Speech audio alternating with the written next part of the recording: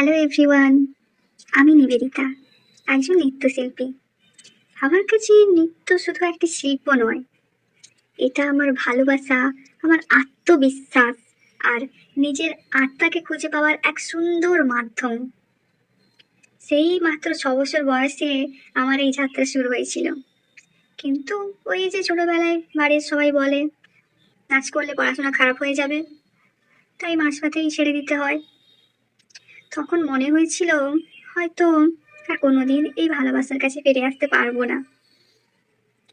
কিন্তু জীবন তো সবসময় নিজের মতো করেই গল্প লেখে, আর এই গল্পে একটু ক্লাইম্যাক্স তো থাকবেই, কি বলো?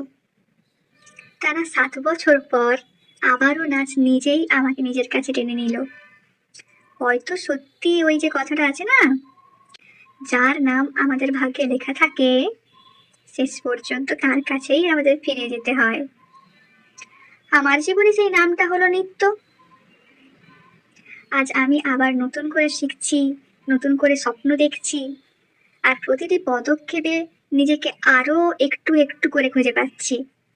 এই পথ চলায় আপনাদের ভালোবাসা এবং আশীর্বাদ আমার সবচেয়ে বড় প্রেরণা। পাশে থাকবেন। ধন্যবাদ।